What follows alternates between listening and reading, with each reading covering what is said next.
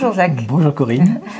Alors, tu as vu une étude sur la récidive de la cholangite sclérosante après transplantation? Oui, une étude italienne qui portait sur 85% des centres de transplantation italiens, qui a étudié donc le taux de récidive sur le greffon de la cholangite sclérosante sur toutes les transplantations réalisées de janvier 2007 à décembre 2021. Donc une grosse étude.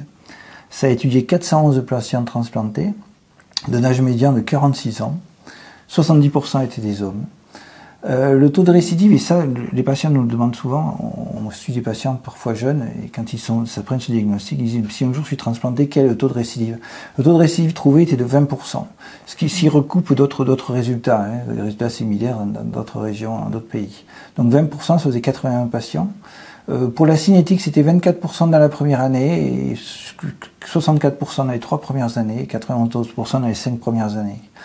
C'est précoce quand même. Voilà, assez précoce. La prévalence variait selon les centres. Sur la méthode diagnostique, un centre en trouvait un peu plus, peut-être un peu plus précocement, c'est pas précisé, parce qu'il réalisait des biopsies plus fréquemment, donc il trouvait un taux de 24%. En tout cas, un facteur déterminant, et ça on le savait, c'est que le risque de récidive de CSP sur le greffon est plus fort en cas de Mickey. Ouais.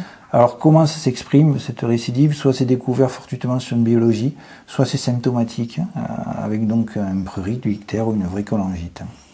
Et donc dans ce cas, il faut savoir que sur ces 81 patients dans cette étude, 22 patients ont été à nouveau transplantés, avec une survie globale dans ce groupe-là de 72%. Voilà, donc retenir ce taux de 20% qui est important, je crois, pour nos patients. 20% si un jour ils sont transplantés, 20% de récidive. Après, bien sûr, la fréquence varie selon qu'il y ait ou pas une Mickey.